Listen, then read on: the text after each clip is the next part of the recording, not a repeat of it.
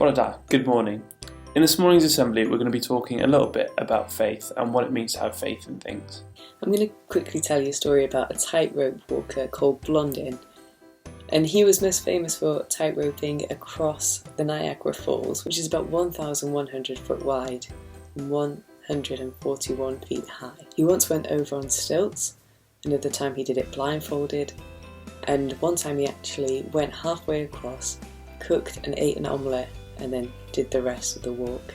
He attracted a royal party from England to go watch him, so he did his usual spectacular crossings. Then he took a wheelbarrow across, and the crowd cheered.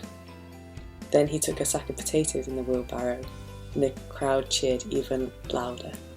He then went to ask the Duke of Newcastle, "Do you believe that I could take a man in this wheelbarrow across the tightrope?" The Duke said yes. So then Blondin said, "Hop in." But then the Duke of Newcastle said no to Blondin's offer.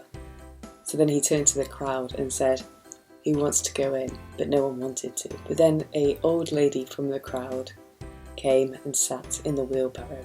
He walked her across and back safely. The old person was Blondin's mother, the only person willing to put their life in his hand. In this story we see that the crowds all believed that he could walk across this tightrope, but none of them were willing to put their trust in him with their own lives. However, that one lady, his mother, stepped forward and put her faith in him with her own life, showing that she could put her trust in something that was beyond herself. Having faith and trust doesn't mean that you know how everything will turn out. It's like Martin Luther King Jr. once said, "Faith is like taking that first step without seeing the whole staircase." Faith is bigger than what we can see. Sometimes when we feel overwhelmed by a situation and we can't see a way out, we need to remember to have faith beyond our circumstances. Just like we have faith that the night will end and the sun will rise, we need to have faith as well that our hard times will end and that better times will come along. Faith is the opposite of fear. I can sometimes be quite anxious about how things are going to turn out in my life.